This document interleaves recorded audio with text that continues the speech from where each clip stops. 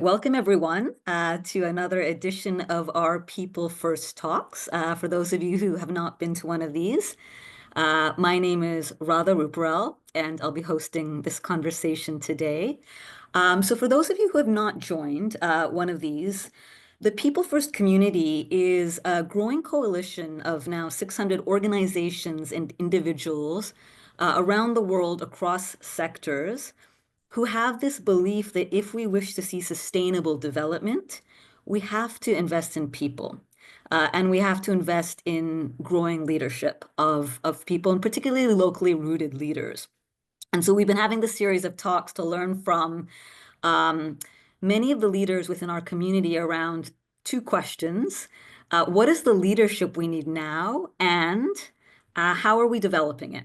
And so today I'm very excited to have with us a special guest, Faith Abiodun, who serves as the Executive Director of the United World Colleges International, and that is a global movement spanning 157 countries.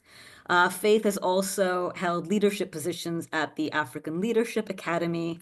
And I'm really excited about this conversation because Faith is going to share not just about what's happening today, but about the history and the impact of United World Colleges over the years and how it's helping shape the leadership of young people who've gone on to take tremendous leadership positions in the world. So without further ado, I'm going to start the conversation. And like always, please feel free to put your questions in the chat. We're going to keep this quite conversational. And we'll also have time at the end for more questions, but let's keep this quite open. So Faith, very, very nice to have you with us. It's a pleasure. It is a pleasure.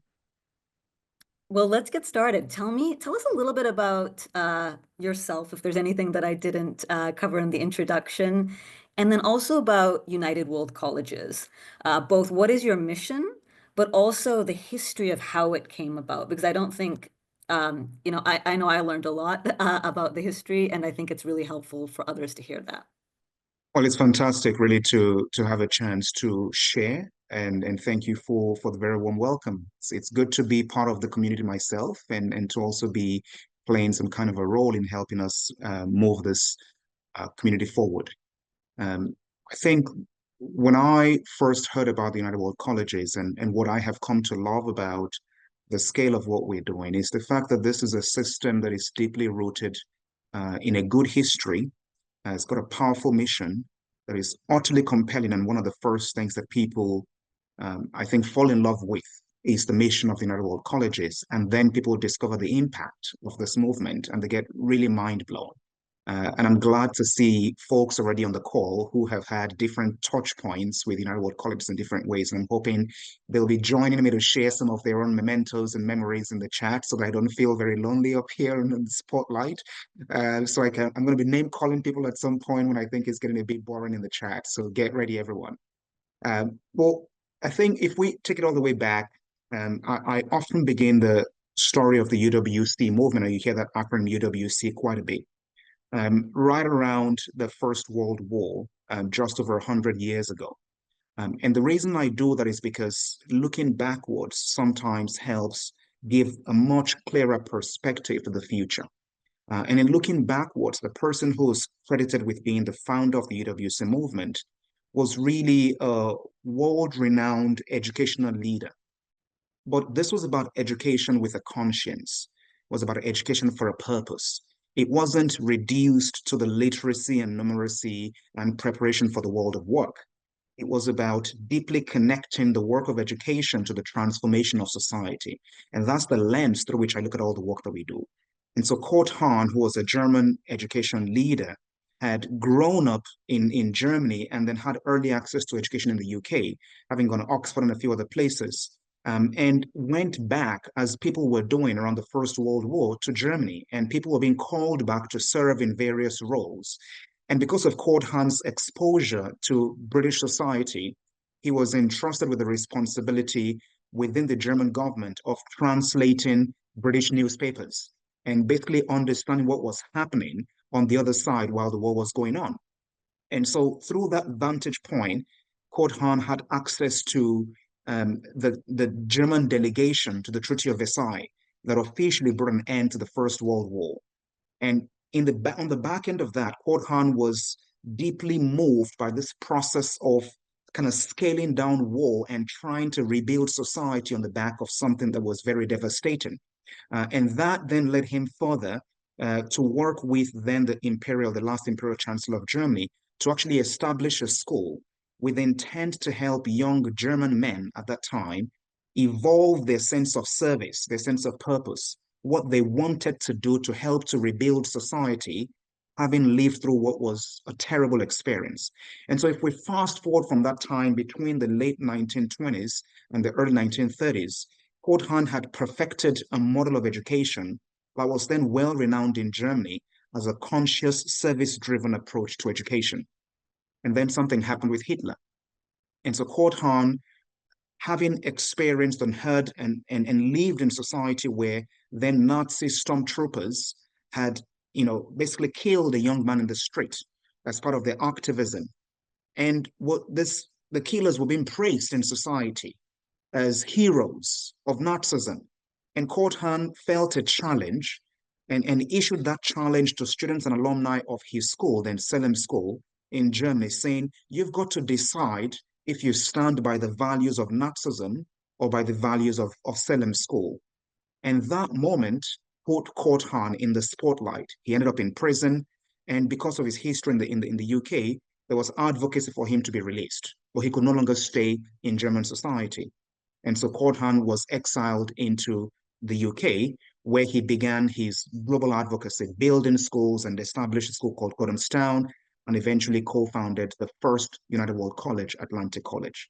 So I'm pushing and constructing a lot of history here for the purpose of getting us to the point of education for a purpose. Korhan's consciousness was shaped by having lived through, having experienced the devastating impacts of war. But not far removed from the First World War was the Second World War. And there was a sense that humanity hadn't learned many lessons. And we had repeated the very same negative attitudes that had created the First World War in the first place. And then the Cold War kicked in as well. It wasn't overt conflict, but one could see that humanity seemed to be on a collision course with itself, that left to each other, left to our best devices, human beings don't tend to foster peaceful coexistence with each other, whether at a one-to-one human level or at a supranational level. There is something wrong about our coexistence that leads us towards conflict. And so Korhan and the other founders of the United World Colleges decided to engage with young people at this critical point in their lives where they are discovering the best of themselves and have the capacity to discover the best of each other right before their mindsets are fully baked in. And so that's the foundation of having an education intended to help to build peace and help to shape a sustainable future for all. And so the model that we've built is one in which young people, any age, from the age of 2, as it is today, to the age of about 18, 19, can come together to live together, to learn together, to serve together, and to jointly evolve their own vision of a more peaceful and sustainable future. We've gone from one school that was established in Wales in 1962 to having 18 international schools today across the world, and more than 85,000 young people have had a UWC educational experience over the last 62 years. So this is really world-reaching. And you mentioned 157 earlier. That's the number of national committees that we have across the world helping to scout basically future leaders of the world. They work in local contexts. They're responsible for helping to transmit this mission into their own communities and identify those young people who have that early potential, who are showing the leaning towards helping to shape a more peaceful and sustainable world. And the mission is very much alive, and it's such a privilege to be a part of it and to be seeing the results of that education on young people and older people who have been a part of this process for a while. Wonderful, Faith. It's so helpful to understand the history because otherwise we could imagine, well, this is just a set of schools where people go to for a couple of years. And so, yes, just for anyone who's not familiar, just remind us again, how many schools do you have? Like, how long do people come from? Just so they can have a perspective of where we're at today. And then I'll ask you where you're going and what you've learned around growing leadership, but just the basics for someone who might not be as familiar. That's fantastic. Thank you. And I'll just drop the link to the website in the chat. So for folks who haven't had a chance to get to it before, it's uwc.org, but I'll drop a link in the chat. Today, there are 18 international schools. There are seven of them in Asia. We got schools in India, in Japan, in China, in Armenia, in Singapore, in Thailand, in Hong Kong. We got schools, six of them in Europe, in Germany, in the Netherlands, in Italy, in Norway, in Bosnia-Herzegovina, and in Wales. We got three in the Americas, in the USA, in Costa Rica, and in Canada. We got two schools in the continent of Africa, in Tanzania and in Eswatini. This is a rapidly growing movement, and so kind of regardless where you are, there is one kind of close to you, and I hope some of you will have a chance to visit if you haven't yet visited. And we have a number of schools that educate young people from basically pre-kindergarten, from the age of 2 all the way to the end of high school. We have more schools that educate young people from about that age of 16 to 19, so grade 11 and grade 12. At that time, when people have had a previous education experience and are well primed to kind of leave home and travel to some part of the world where they can experience a different culture, different being, and basically prepare themselves for what is going to be a lifelong of leadership. And so you got those varying models of schooling.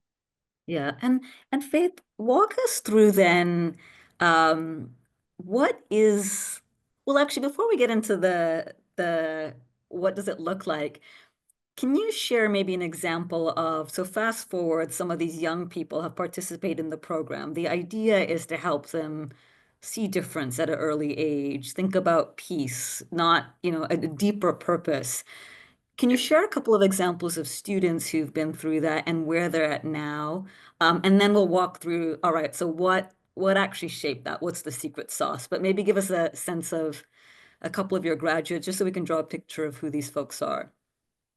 Brilliant. And I was thinking about that right before we started, and I knew that the easiest trap to fall into would be to name drop a couple of famous people, as we all tend to do, right? We want to kind of show impact. We think, who was the highest profile alumni I could think about? So my mind was going to, oh, do I talk about Chrystia Freeland, who's Deputy Prime Minister of Canada? I don't want to do that. Do I talk about, so then a bunch of very world famous people, a couple of presidents, prime ministers, kings, people who have come through the UWC movement. But one of the stories that's most pressing on my mind right now is of a young man from Afghanistan. We had dinner together in San Francisco 2 years ago.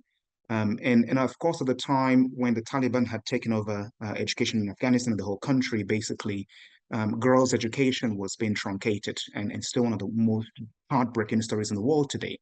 And this young man came to dinner with a group of us and was sharing about the impact of a UWC education on his family.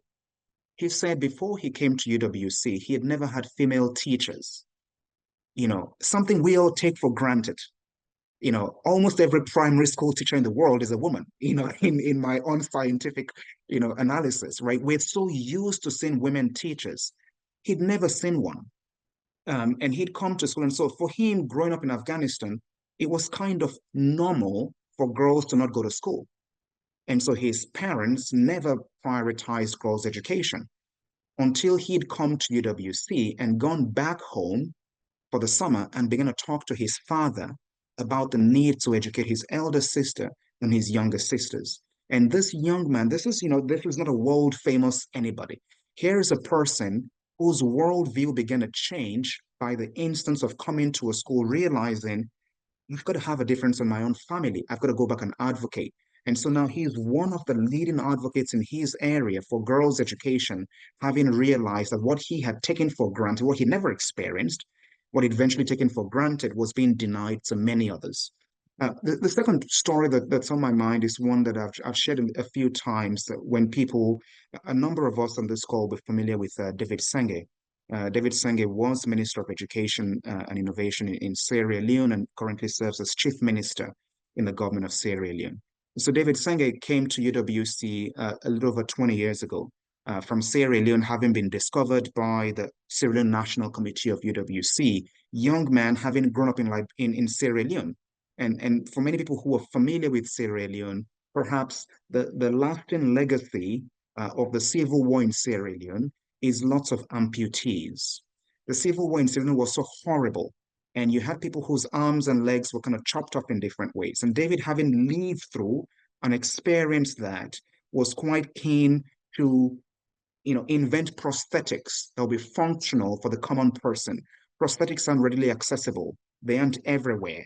And so he got a scholarship to come to UWC, went to our school in Norway, UWC Red Cross Nordic. And there he kind of honed his scientific skills, his service skills, and went on a scholarship to Harvard.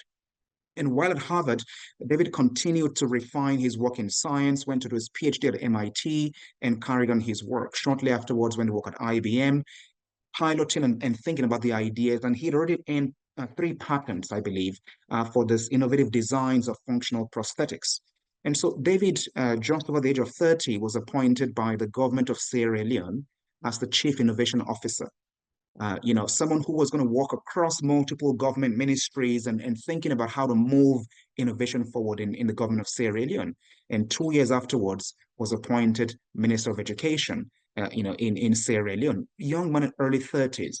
Now, perhaps for me, the most fascinating part of David's story, and I call him a friend, so I'm happy to tell his story because I know him. We've lived together, spent time together, and I've got a copy of his book, which is fantastic if you haven't seen it yet. It's called Radical Inclusion. And so perhaps the person who walks side by side with David in the government of Sierra Leone is the more fascinating part of the story.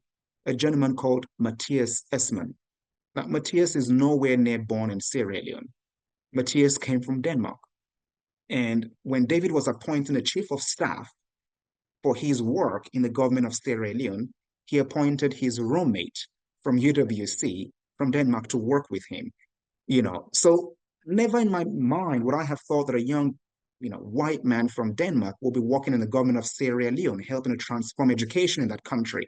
And why would he have thought that that was the place to go have impact, if not for the previous time they had spent together, shaping their minds together, doing service together, and now finding themselves in a space where they can begin to transform a part of the world together, even though Matthias had no history there.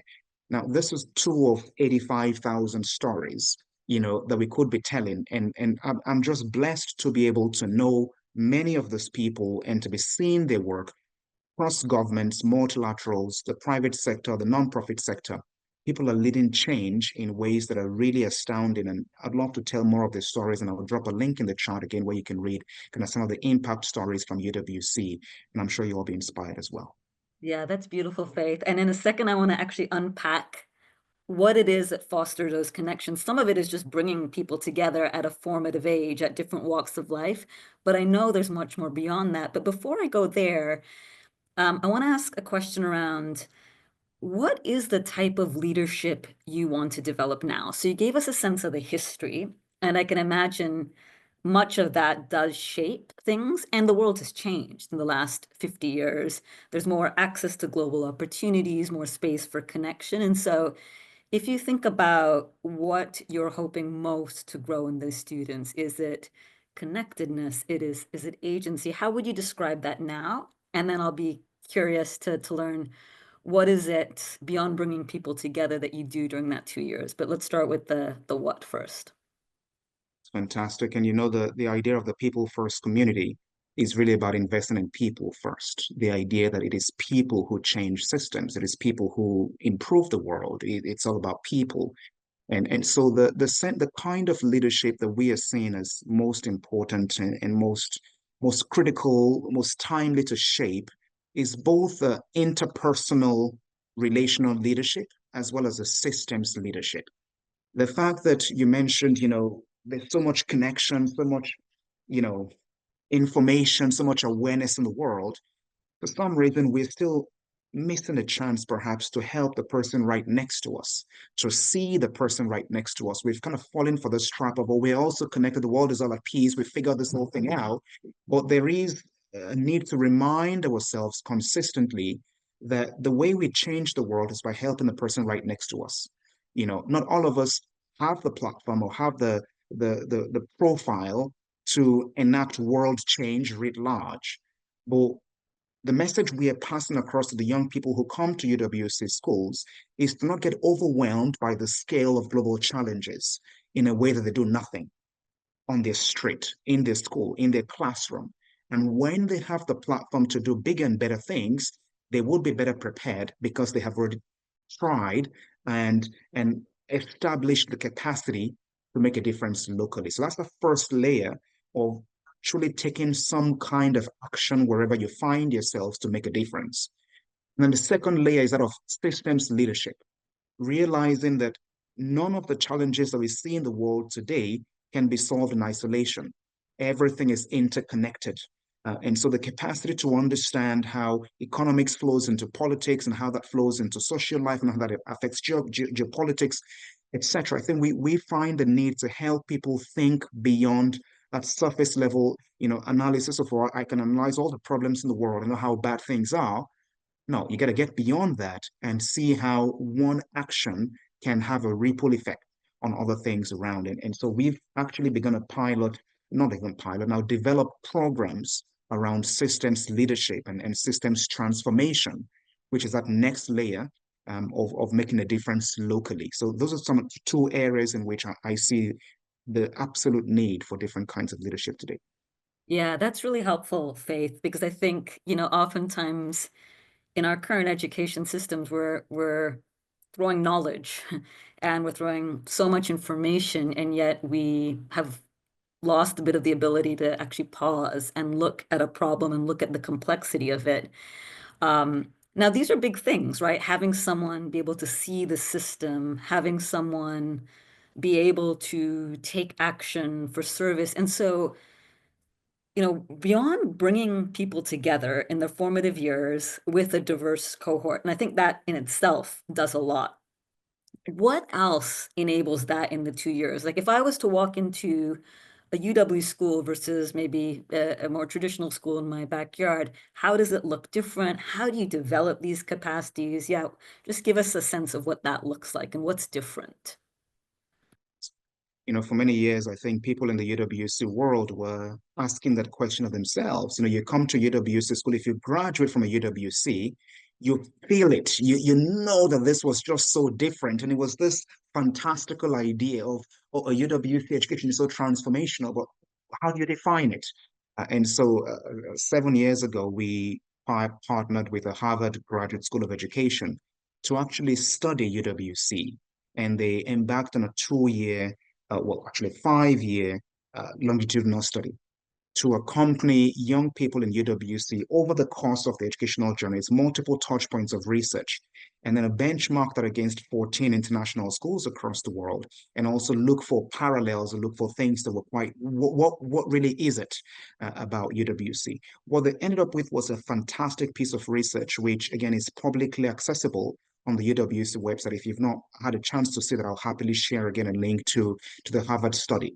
But a couple of highlights from that. The first thing that was most powerful in the UWC experience, basically the research question was, what is it that predisposes young people who have a UWC education to become pro-social kind of agents of change, people who want to make a difference? The first thing they found to be most powerful was the compelling sense of mission. And we might kind of trivialize it and say, well, sure, that makes sense. But I like to challenge people on the call to tell me how often they think about the mission of the high school they went to. Not many of us.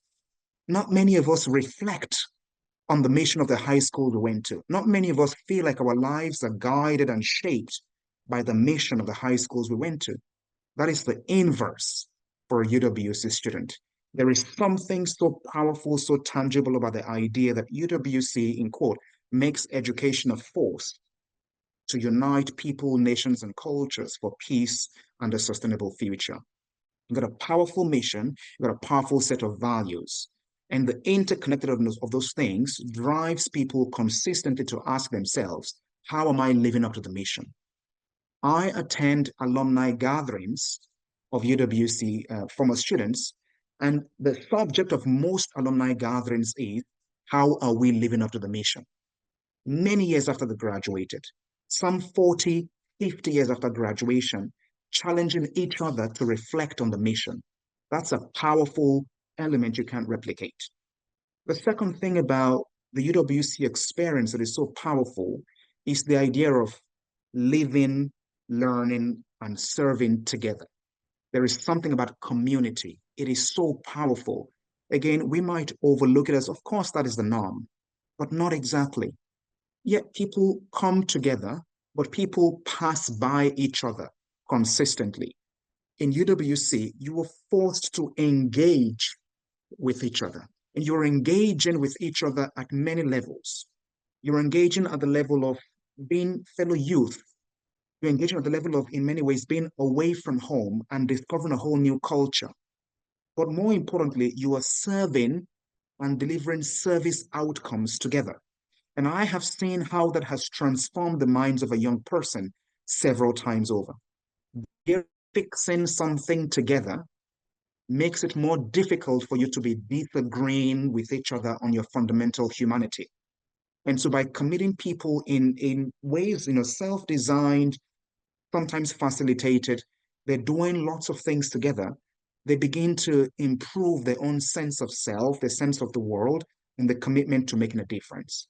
The third thing that I've seen to be quite powerful about UWC is what I think about as kind of rituals, practices, repeated experiences, getting people to do things over and over and over again. That's what really builds strong community. That's what makes people want to come together. So in these rituals, you have people who, will go on a project week once a term. And in some, this is a week. Some people travel from one country to another. Some go from one city to another. Some work within the very same city. This is a week in the term in which every UWC student, mostly in our 16 to 19 age group, would head out to go make a difference somewhere in the world accessible to them. And that kind of experience is designed to challenge many things about themselves. They've got exposure to risk, exposure to what is authentic challenge, a project they designed by themselves, sometimes with kind of light facilitation from an adult. That is one of those experiences that people reflect on as a transformational experience in their lives. For many people, it's a peace vigil after there's been conflict somewhere in the world. And they're coming together to share stories and just reflect again on our common humanity. And that has been one of those things that people reflect on. There is a stereotypical 3 a.m. conversation that people talk about in UWC, and people will reflect, kind of 20, 30 years down the line about that 3 a.m. conversation they were having with a roommate or someone who was on the same hall as them, or someone discovering some things about some part of the world that they had never heard about before, or what we think about as kind of tandem peace scholarships, bringing young people together from direct opposing ends of conflict and educating them together. So a lot of UWC, you hear about the Israeli-Palestinian people who discovered the best of each other by coming to a UWC, knowing that back at home, they would have been trying to kill each other. But here they are halfway across the world, becoming best friends, becoming roommates, and jointly designing projects for peace. Those kinds of experiences we have found to be so formative, such that when you speak to a UWC alum in their 60s, they're still reflecting on what happened to them in their teenage years as what shaped their lives. And so there are just many ways in which I have seen this core practices. There's an academic space, of course. This is still school for all intents and purposes, but this is school with a purpose. This is school for transformation. This is education that is designed to help the person evolve their view of the world and help them identify ways in which they can begin to serve. And of course, I'll close on this piece about how the UWC experience has done the schools that we are leading today. There are many UWC alumni who have gone on to establish schools of their own in many parts of the world, transmitting those very same values to many other spaces. You mentioned in the introduction that I worked at African Leadership Academy. It was a transformational space for me to work, discovering this powerful mission for Africa, developing leaders from the bottom up. What I had not realized when I joined the academy was that the inspiration, in many ways, the design of African Leadership Academy was built off the United World Colleges. So when Fred Swanick and Co. were about to establish ALA in Johannesburg, they had gone to Wales to study UWs. And now you've got just the ripple effect of this kind of institution transforming many other sectors, both in education and way beyond. I think that's the testament to something that's powerful and continuing to make a difference. Yeah, that's incredible, Faith. And I have so many other questions, but actually, I suspect others in the room may have some. So in a minute, I'm going to open it up for questions. Um, but before I do that, it was fascinating to see in the chat that there are folks who have participated in involved, and it's a testament when they are saying that this has been transformational. So if there's anybody who's actually been a student or involved in another way, and you want to share from your own perspective, what has shifted in you, I think that'll be really helpful to hear. And so, Faith, I don't know if you see anyone that you'd want to call on, or if someone just wants to be I brave and see a come on. couple. Let's That's give them a great. space to out themselves before I begin to call on And them. in the You know, meantime, if you as have a question, feel free to put it in the chat or just send me a message and I'll call on you right after. brilliant. I'm wondering if I could call on Carlos. Carlos is right in the chat if you're able to. Say something. I say Carlos. I say Juliana as well. If you're able to, and even Joanne. I say Joanne de Kooning, as well. So not a student, but someone from a staff point of view. Charlotte Blessing, I see you as well. So I can see a couple of my people in the chat. So anyone who wants to share, I think I'll love that. Yes, go ahead, Carlos. Yes, I can. I'd love to share a little bit. I'm not able to turn on my camera. Um, but yes, like Faith said, I am originally from Venezuela, and I won a UWC scholarship in 2008 to go to the school in Hong Kong. And after that, I mean, really in so many ways, but especially from someone I think who comes from a country like Venezuela, inevitably, the UWC experience is just, and I know that's what they put on the brochure on the website, but it is just so truly life changing. At least it was for me, and it continues to be this way. Um, I then went on to again study my university in the US with a partnership scholarship that UWC has. I think for many of us in my class, that was again something that we didn't even, had dreamed of before. I mean, my mother, my parents didn't even know what the SAT was or like an essay of any sort. And so to try to put into words how much of a uh, parting water moment it is to attend is quite a hard challenge. But to the point on sort of like lifelong engagement with the movement, I think uh, I can echo all of that Faith has said in terms of like some of my closest friendships still to this day, 15 years later, are from UWC. I've volunteered not only with my home national committee of Venezuela, but also with Mexico and Brazil, where I am based now. And again, the network, the UWC sort of community has sort of embraced me at every step of the way in each of these challenges and life opportunities.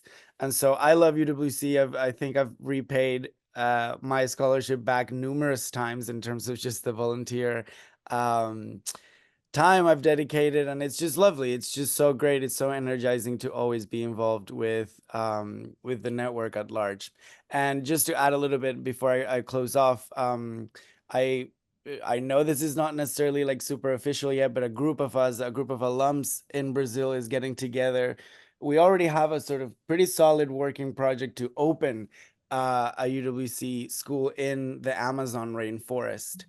Today, Brazil is one of the places that receives the most applications out of UWC globally.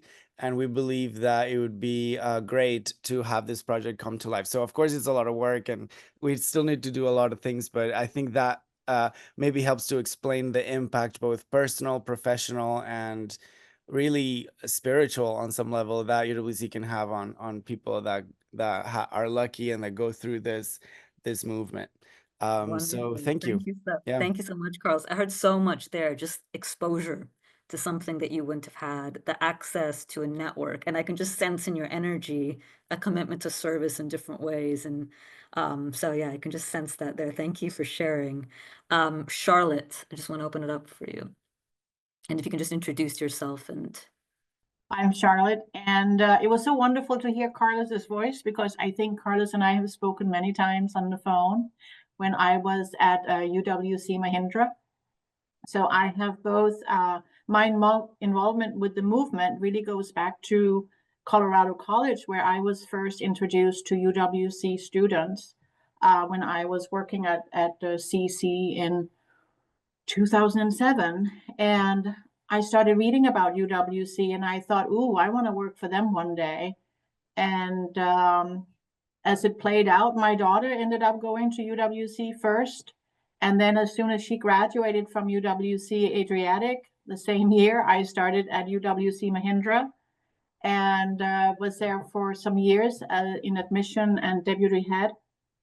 And though I stopped in 2022, I now do the GSP, the Global Selection Program. This is my 7th season, and I completely do it because I believe it's important to select students that are a good fit and give everybody a great chance. And it's a wonderful way to stay connected with people that you just know you have a lot of things in common with, and we are scattered around the world, and yet we all work towards this mission that I strongly believe that Faith is doing great strides in trying to accomplish. And it's just a joy to see how the movement is just going stronger, more professional, without losing its mission. So it's a wonderful collection of network of people, and so it's a joy to hear how far you have come today, and it's wonderful to hear what Carlos is saying about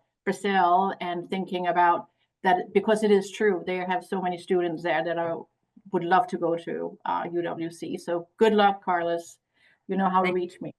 Thank you, Charlotte. And I think one of the things that's interesting about what you shared, and based on my last conversation with you, Faith, is this idea that even for the selection, you're really investing in local leadership networks. Can you just say a word about that? Because I think that's, oftentimes the selection processes for schools happen globally with people who are not as proximate to context. And I think you're trying to disrupt something there. So maybe share Yeah, something on that. yeah. And then Val, I'll turn it over to you for your question. Oh, absolutely. I think that's one of the things that I have found most fascinating and which I'm very keen to continue to expand. The way I think about it is this. If I currently live in the UK, and if I were developing a global educational movement like this, and I wanted to identify the most exceptional, most qualified, most service-oriented young people in Bhutan, how would I do that? Where would I start? Perhaps I'll launch a website and hope that someone in Bhutan would see it and hope that if 2 or 3 people apply, they will be good enough and I'll take them.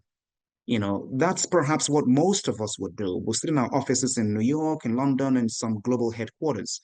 The UWC difference is exactly that idea of local leadership. You trust the people who are perhaps best placed to identify in context the journeys of a young person that might predispose them to being able to both thrive and benefit from this kind of educational movement will be done by people who are there. And therefore, we've invested in this national community system, which operates in both countries. It operates in country clusters. They even operate in refugee camps, helping to identify young people in any context who have shown that potential to evolve into lifelong leaders in some kind of way, and it continues to grow. And so in terms of looking forward, even though we've got that footprint in 157 countries, I begin to think as we're working on our strategy over the last 2 years, there are still 44 UN recognized countries and territories where we don't yet have that establishment. And that is one of my priorities going to the end of the decade. That we've got to do that work to ensure that regardless where you are in the world, you must have access to UWC education if you can, if you're qualified for it. So that's a focus for me. 157 countries and territories, still not enough. There are parts of the world we really want to reach. And Carlos was right. Brazil is the country in the world where we get the most applications every year without fail, number one. And number two runs them a very close second, and it's Afghanistan. Right. And it just shows you the absolute demand for what is a life transforming education in different parts of the world. So I want to ensure that the other places in the world, we got a bit of a gap, about 14 countries in Africa, got about 7 countries in the Americas and Caribbean, and a few countries in Asia Pacific, and importantly around the Middle East as well, where we've got a bit of work to do. That's where the focus goes. So it's really trusting people who understand context, who can avoid transmitting ideas of what a young person in the United States or Canada might be doing. Therefore, I'm looking for the very same thing in the Marshall Islands. It just wouldn't translate. So that is truly investing in local leadership to shape the future.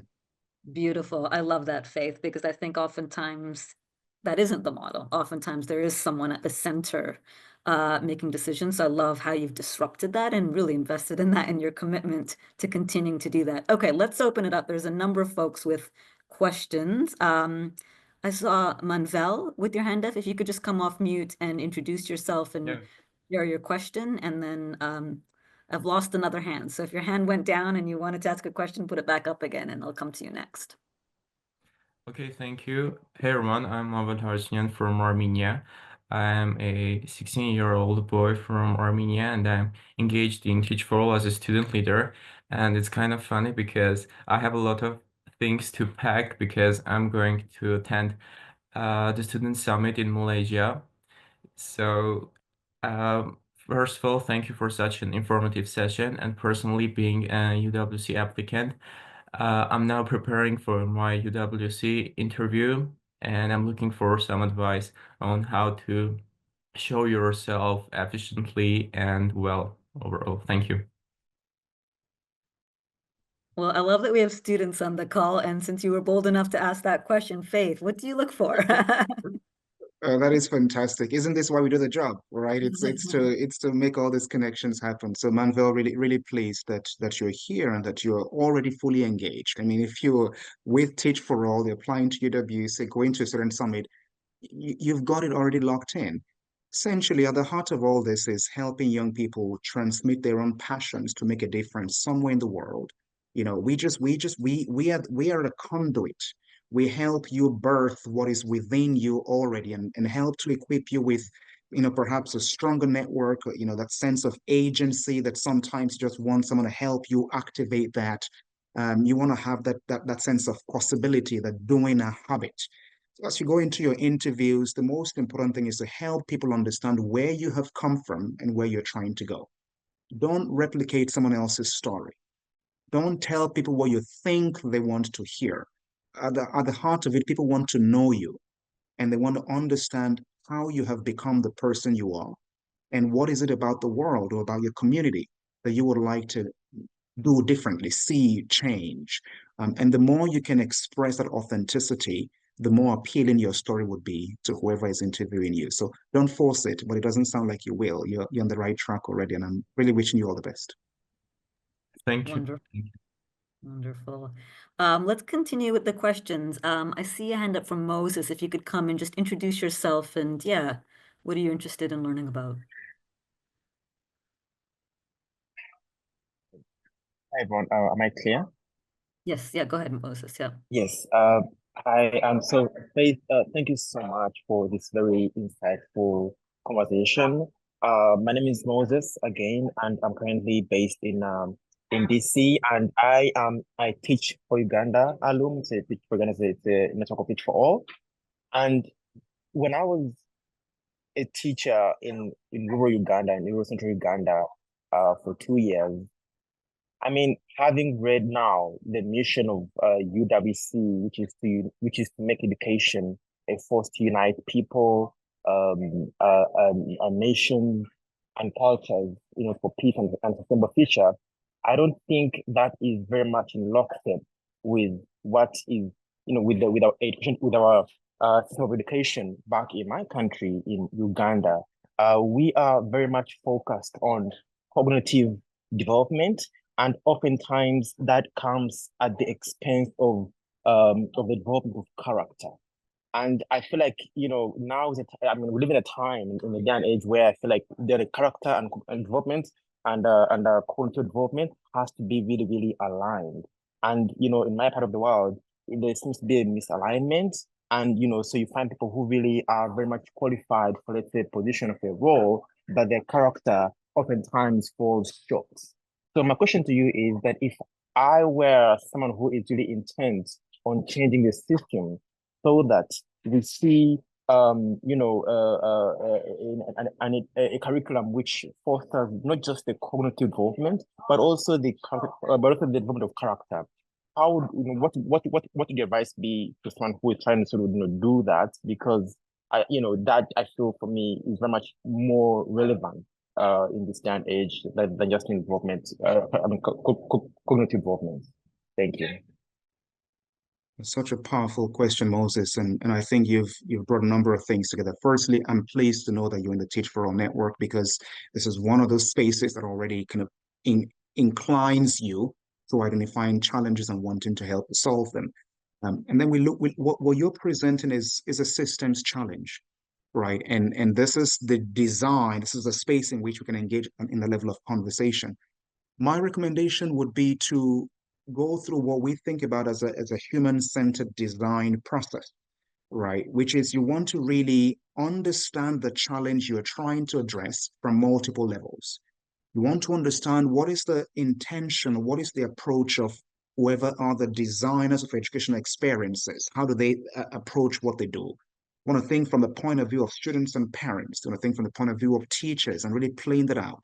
The more you can understand about how things have become what they are, the better placed you might be to be able to design alternative solutions to them.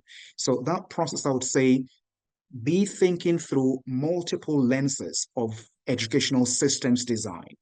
Most public education is designed for the masses, is designed for the average person, right? And from a government's point of view, it's designed to get people into employment largely, but that's not going to be sufficient, right? So what you're thinking about as character development will have to be kind of a top-up or an overhaul of the system that currently exists today. And then you might want to pilot some kind of a solution outside of the mainstream system. Again, with the Teach for All network, you've got access to perhaps a classroom.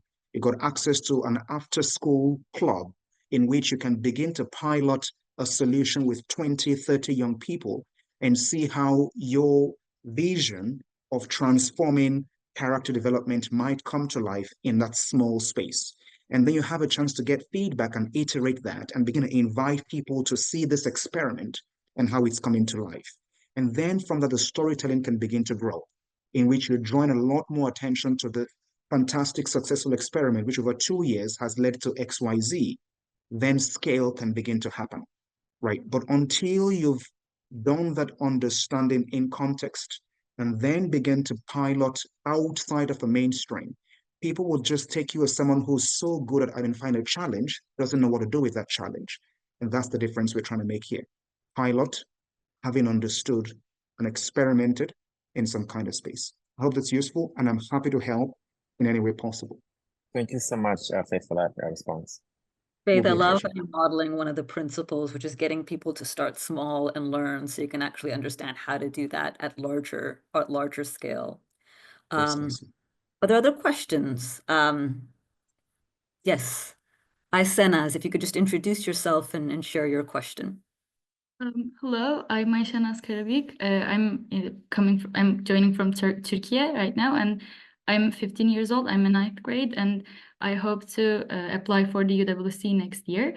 I had some internet connections. Sorry about it. And firstly, thank you for this whole webinar. And my question was about the UWC. So I know that when we achieve to get in the UWC, we cannot like choose our this country or the school we go. The committees are choosing which school like is the most suitable for us. So I wonder like how is this suitability determined, like through a skill or through like which kind of things? Yeah, that was my question. Thank you. I think we've never had a people first talk with so many students, so it's lovely to hear the voices. Yeah, and Faith, maybe It's truly people first, isn't it? yeah, maybe you can answer that, but also just help us think about how do you think about these things, right? So if you've got a Yeah. diverse group of people, was it very intentional, like just broadly, and also I think Yeah. we didn't get to the do you bring people from all different walks of life? Like, help us understand the Yeah, composition and how you think about this more broadly as well. absolutely. Aisha, you have a brilliant question because, again, from the point of view of a young person, you're applying from Turkey, where am I going to end up? Right. So we've got 18 different schools in the world with such unique local contexts, such specializations. Perhaps you might be someone who's super musically inclined alongside everything else you're doing. Where might be the best place for you to pursue that musical acumen while developing your leadership skills?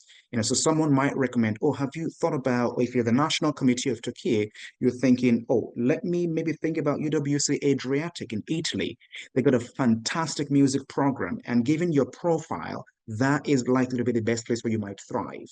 And perhaps you're someone who's brilliant in visual art, fine art. Someone might say, look, let me recommend UWC Diligent in Armenia because the arts gallery is extensive. The program is just fabulous. You might be someone who's an environmentalist at heart, and you've begun to develop projects around that. Someone might say, look, let me recommend for you to go to UWC Costa Rica because I can see how everything about your profile matches with that school.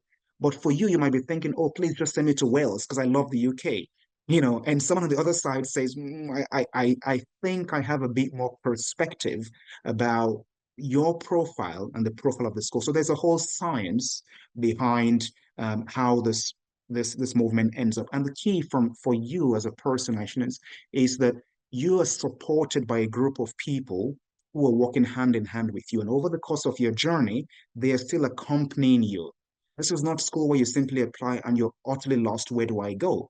The National Committee would accompany you throughout your journey up onto the point of graduation. There'll be a torch points. So there's a lot of science and huge experience behind that. But if we kind of broaden this and think writ large, how does a system like this attract and work with people from all broad walks of life? And how does a system like this truly function as greater than the sum of its parts? Because that is, again, that leadership that we're designing. We've got more than 4,000 active, almost full-time volunteers, people who are working their socks off day and night in some part of the world for the UWC movement. If we think about people who are employed as full-time staff across our schools and colleges, you're going on almost 2,000 plus of them. And if you look at people who volunteer at some time in the year in some way, another 10,000 plus people will be a part of the system. It's a massive global operation.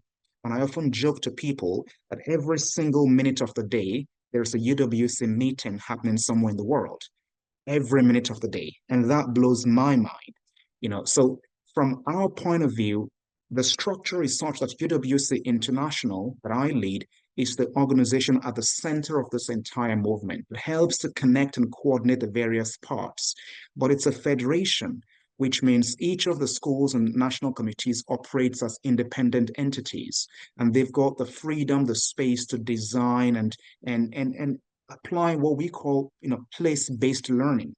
That we don't say to everyone, you must do exactly this the way we have designed for you to do it. That does not inspire agency, either in young people or in the adults who support them.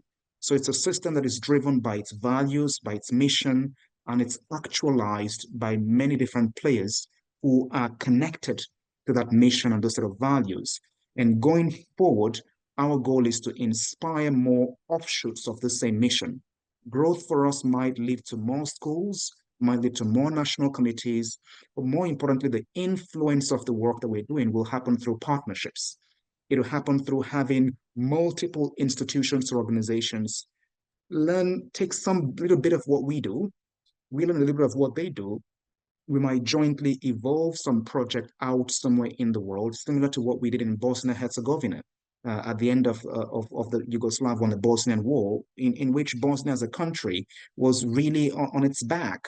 And a partnership between UWC and the International Baccalaureate, the IB, led to what became the first post-conflict reconstruction school in Bosnia.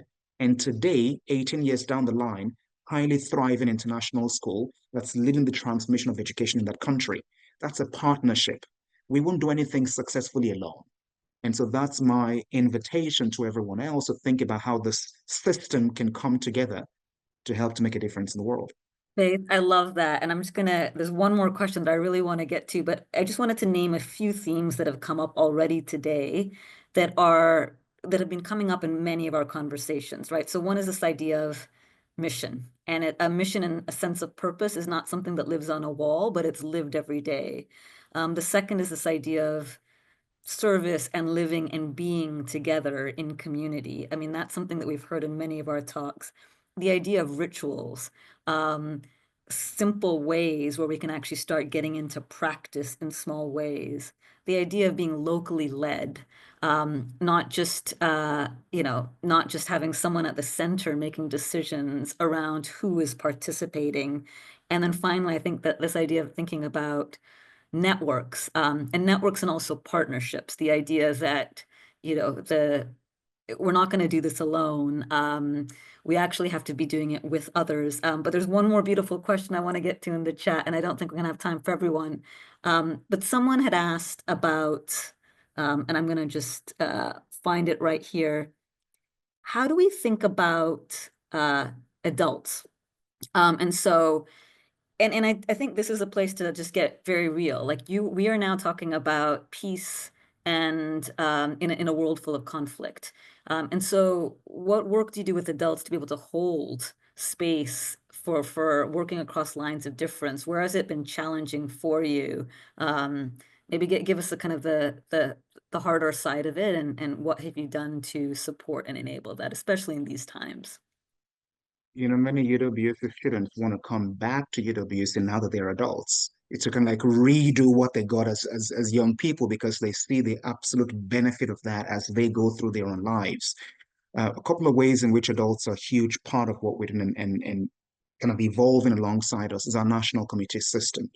Many of the work that we do, like I said, has got to be local. It's got to be place-based. It's got to be context-specific. So we've got our national committees organizing, kind of inviting parents in to do the work alongside the young people that are coming through UWC school. So the best way really is to connect to the UWC chapter that's closest to you. If you're an adult thinking, gosh, I want to be a part of this. And that could be in a volunteering way. It could be, attending some kind of a program that the national committee might organize with a local entity, etc.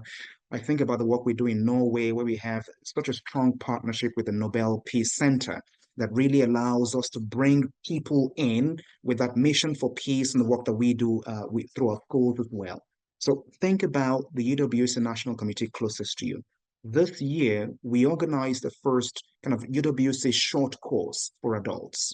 We've always had UWC short courses since 1989, which means for people who don't have the chance to go spend 2 years in a UWC school or go on to, be 12 years in a school, you can attend a short course, for 3 weeks or 2 weeks, and that takes the academic work out of it and allows you to just focus on the values-driven leadership side of UWC work. So short courses are growing like wildfire.